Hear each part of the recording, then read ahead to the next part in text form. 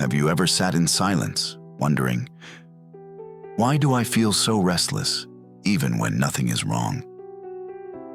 Or perhaps you've whispered to yourself, I have everything I thought I wanted, yet why do I still feel empty? This is the question that lingers in the heart of every human being. We run, we achieve, we chase. But no matter how fast we go, a quiet voice inside asks, is this it? Is this all? That question is not a curse. It is an invitation. It is life's way of reminding you. You have drifted too far from your true self. It is time to return. When we arrive in this world as children, we are still whole. We laugh without reason. We cry without shame. We live in the present moment, untouched by comparison or pride. But slowly, we enter the realm of the mind. Around the age of 9 or 10, judgments begin to shape us. This is good, this is bad. This is success, this is failure. This is worthy, this is shameful. At first, this is natural. But if we stay too long in this realm, we forget who we are. We begin to identify with the false self, the mental self, the story we tell ourselves about who we should be. We start searching outside for the treasure we already carry inside. We say, if I earn enough money, then I'll be alive. If I find the perfect partner, then I'll be whole. If I get the recognition, the house, the car, then I'll finally rest. But Rumi, echoing ancient wisdom, reminds us, you are the treasure itself. Stop searching in ruins. The more we chase outward, the deeper we fall into the ruins of the mind. And yet, the treasure has never left. It waits quietly, patiently in the depths of our own being. Every sage, every prophet, every mystic has carried one essential message: return, not as a suggestion, but as the only path. Rumi says, to live in the false self is to live in darkness. To return is not optional, it is urgent. This return is not about perfection. It is not about becoming someone else. It is about coming home again and again to who you already are. Rumi, the master of the inner journey, never speaks in abstract theories. He gives us stories that are simple on the surface, yet overflowing with secrets. Stories that hold a mirror to our own hearts. One of these stories is about a man named Nasu, a man who, for years, lived in deception. A man who promised to change again and again, yet always returned to his old ways. Does this sound familiar? Think of the times you whispered to yourself, this time I'll stop scrolling endlessly. This time I'll let go of anger. This time I'll finally start the practice I know I need. And yet, the cycle repeated. Nasu's story is not just about him. It is about us, about the human condition. Nasu had the appearance and manner of a woman. He dressed like one and worked in the women's bathhouse. From this disguise, he earned his living and fed his desires. Deep inside, he knew this was wrong. Time and again, he vowed to stop. Time and again, he broke his vow. Rumi paints him as a symbol of our inner struggle. Because isn't this what we all do? We know our weaknesses. We promise ourselves change. We even use spiritual words, I repent, I surrender, I will return. Yet when the test comes, we fall back into the same old patterns. One day, the daughter of the local prince came to the bathhouse. She was adorned with jewels, shining with wealth and privilege. But in the middle of bathing, a precious jewel, a gem from her earring, was lost. Panic spread. The doors were locked. Every servant began searching. Every corner was checked. But nothing was found. And then came the terrifying decree: We will search every single person inside. For the women, this was a small inconvenience. But for Nasu, it meant exposure. It meant death. His disguise would be uncovered. His years of deceit would be revealed.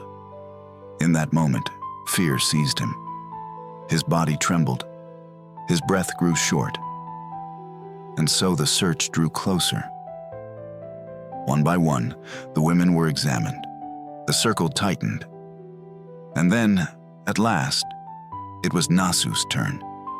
His disguise, his secret life, his years of deception, all of it, was about to be exposed. He trembled like a leaf in the wind. His heart pounded as if death itself had entered the room.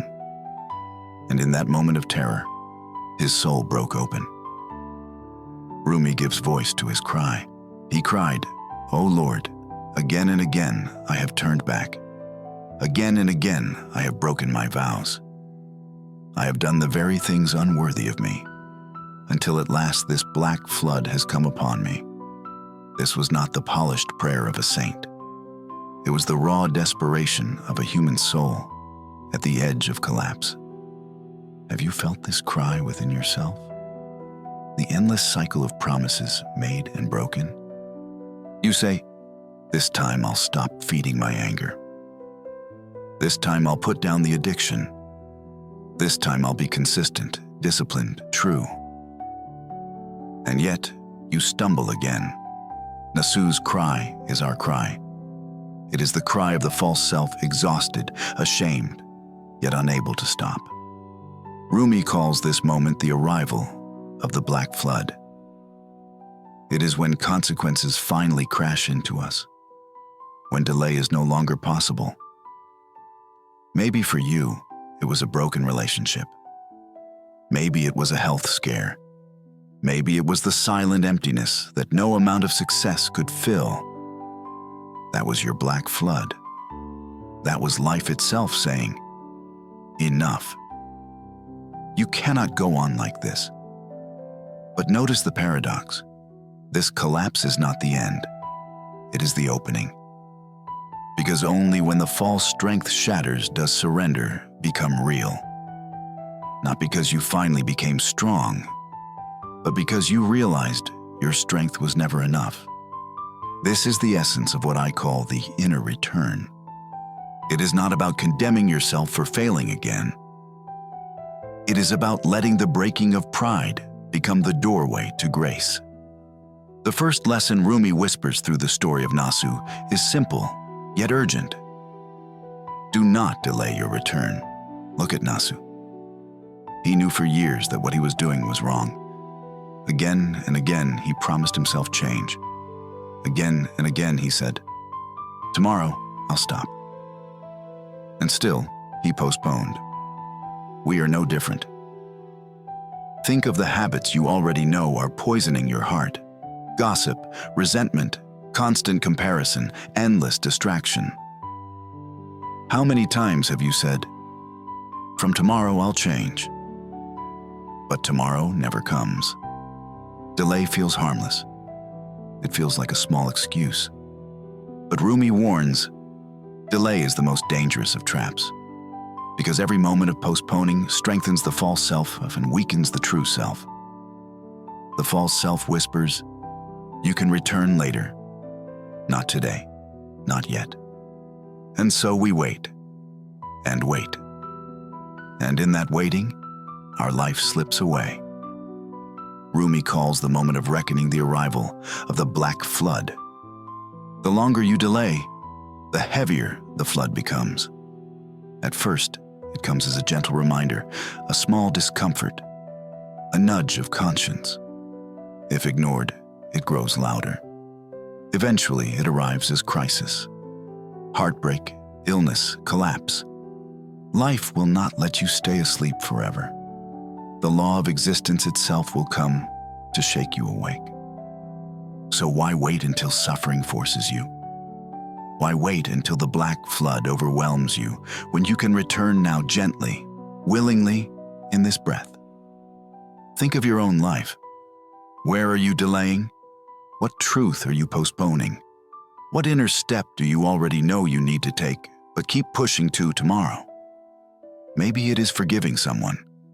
Maybe it is letting go of resentment. Maybe it is turning off the noise of distraction and simply sitting with your own heart. Whatever it is, you already know. The invitation is to act now. Rumi says, "Do not wait until the law of destiny pushes you with a heavy hand. Choose to return before you are forced." Because the moment you turn sincerely, even in weakness, you are met not with wrath, but with mercy. The searchers drew closer. The maids called his name. There was no escape. And then, something unexpected happened. Nasu, overwhelmed with terror, fainted. Rumi tells us, when his senses left him in terror, his essence united with the truth in that instant. Do you see the paradox here? When Nasu tried to pray with his mind, nothing happened. His words were empty, his vows already broken. He begged, but the heavens were silent. Yet the moment his false self collapsed, connection was instant. Not because he suddenly became holy, but because the barrier, the mental self, the ego, the I, had disappeared. This is the mystery of surrender. The false self, what Rumi calls, is the bundle of stories, fears, and pride we identify with. It is always trying to bargain with life. Give me this, and I will change. Save me this time, and I'll be better tomorrow. But the false self cannot lead us to freedom, because it lives in darkness. It has no map to joy, no path to peace. Only when it collapses in failure, in exhaustion, in surrender, does the true self rise. Think about your own life. Have you ever had a moment when you realized, I can't do this anymore? Not in anger, not in drama, but in sheer exhaustion. That was a glimpse of the collapse of the false self. That was your ego fainting, your pride dissolving. And often, that is the very moment when grace enters. A door opens, a solution appears, peace returns. Rumi says, when Nasu fainted, the lost jewel was suddenly found. Do you see the teaching? While the false self struggled, nothing changed. But when the false self vanished, life resolved itself effortlessly. This is the rhythm of grace. As long as I is present, the way is blocked. When I falls away, truth flows freely. So the question is not, how do I become strong enough to overcome my flaws? The question is, can I allow the false self to collapse? Not by violence, not by force, but by seeing through it, by realizing, this is not who I truly am. And in that seeing, in that falling away, your essence, your true self, is already in union with the divine. When Nasu fainted and the false self collapsed, something extraordinary unfolded. The jewel, the very gem that had been lost, was suddenly found. The search ended. Nasu was spared. Rumi paints it simply, yet the truth behind it is vast. While the false self struggled, nothing worked. When the false self fell, life itself moved. Many people hear of miracles, a sudden healing, an impossible door opening, a hopeless situation resolved in an instant. And they wonder, why them, not me? Rumi's answer is clear. Miracles are not accidents. They happen when the I disappears. Because the true self, your essence in union with God, lives in a reality where impossibility does not exist. The only thing standing in the way is the false self, the voice of fear, pride, bargaining, and doubt. Think of the situations in your life that feel impossible right now. Maybe it is an illness you think will never heal. Maybe it is a financial hole you see no way out of. Maybe it is a relationship so fractured you can't imagine reconciliation. Now ask yourself, what if the very thing blocking resolution is the presence of I?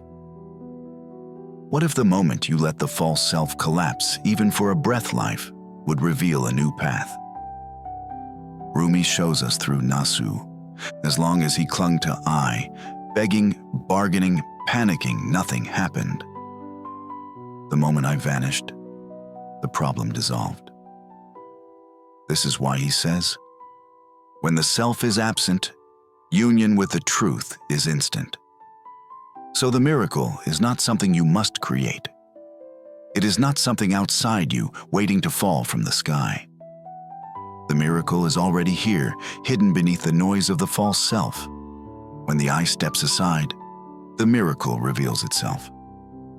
Perhaps the greatest miracle is not even the healing of situations, but the healing of perception. When I is gone, you no longer see only fear and lack. You begin to see wholeness, presence, and grace that were always here. And in that vision, life itself feels like a miracle. The story of Nasu does not end with his rescue. In fact, the deeper lesson comes after his return. When the jewel was found and his life was spared, you might think the journey was complete. But no, this is where the real test begins. Because every return to truth will be tested. Rumi tells us that after Nasu's transformation, the prince's daughter herself sent him a message, an invitation. What a strange twist. The very environment that nearly destroyed him now calls him back. This is not just a story. This is life itself. Think of your own journey. You finally let go of gossip, and suddenly someone calls, eager to pull you back into old conversations. You decide to live with integrity, and life tempts you with a shortcut, a quick profit that feels too good to be true. You choose presence, and the false self whispers, just once more. It won't matter. The darkness does not give up easily. It will send distractions, temptations, bargains. Here lies the fourth lesson. Do not bargain with your return. True return is unconditional. It is not, I'll stay faithful, but only if life gives me what I want. It is, even if nothing changes on the outside, I remain with my true self. The false self always bargains. The true self simply abides. How do you know if something is a gift from life or a trap from the false self? Rumi gives us a clue. Genuine gifts bring spaciousness, clarity, and peace. Traps bring haste, greed, and fear of missing out. If you feel pressured, rushed, pulled by fear, step back. If you feel open, clear, and steady, walk forward. Nasu, faced with temptation, held firm. And in holding firm, he discovered something greater than safety. He discovered dignity. Because returning once is powerful, but holding the return is what transforms a life. So ask yourself, where in your life are you tempted to return to old patterns? What voices whisper, just once more? See them for what they are, shadows, not substance. Stay with your return. Do not bargain. Do not look back. Because the path is not about perfection. It is about fidelity. It is about holding on to the truth, even when the false self calls you back with promises of comfort. When Nasu truly returned, something astonishing happened. He expected punishment. He expected shame. He expected to be cast out forever. But instead, life met him with unimaginable kindness. Rumi tells us that after his transformation, people came to him not with condemnation, but with honor. They sought his blessing. They kissed his hands. Can you imagine? The very man who had lived in secrecy and deception, who carried years of guilt and shame, was now treated as if he were a saint. Rumi places these words in Nasu's heart. How can I ask forgiveness from others when I know I am the most guilty of all? And yet God covered me, clothed me in mercy, and treated me as if my sins were acts of worship. This is the mystery of divine compassion. The moment you return sincerely, the weight of the past is lifted. You are not met with wrath, but with mercy beyond imagination. Think of this carefully. While we condemn ourselves endlessly for every mistake, God covers us. While we see only our failures, life clothes us in dignity. The kindness of God is not logical. It does not calculate the past. It does not hold grudges. It meets sincerity with infinite embrace. This means that no matter how far you have strayed, the return is always possible. Even if your mind whispers, "It's too late. I've failed too many times." Even if you carry years of regret, shame, or secrecy. The truth is this: the moment you sincerely turn, you are met as if you had never left. Rumi reminds us, the past is not held against you. Your return is enough. So let yourself be surprised by mercy. Let yourself believe that you are already embraced. Because the divine does not treat you as the world does. The world may keep records. The world may judge. But the beloved erases the records the moment you return.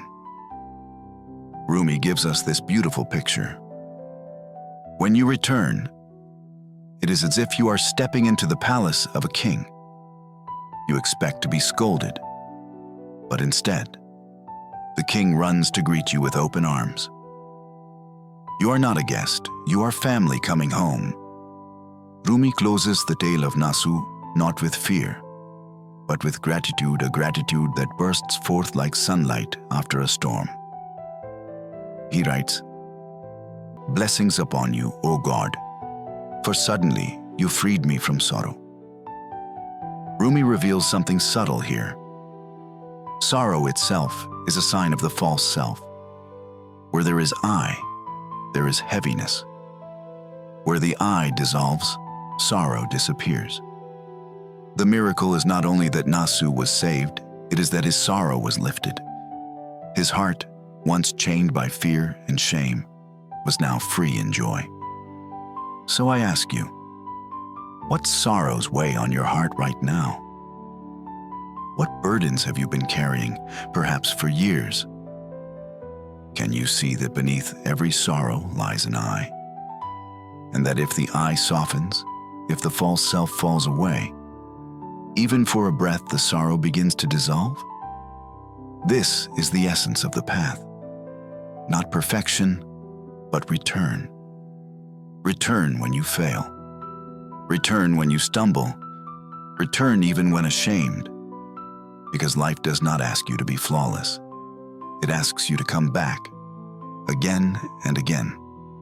So as we close, I leave you with this blessing. May you have the courage to drop delay. May you allow the false self to collapse. May you discover the miracles that await beyond I. And may you be surprised again and again by the unimaginable kindness of God. In the end, Nasu's story is not about a man centuries ago. It is about you. It is about me. It is about the human struggle and the hidden treasure within us all. So the question remains, will you keep postponing your return, waiting for tomorrow? Or will you turn now even broken, even imperfect, and discover that you are already embraced?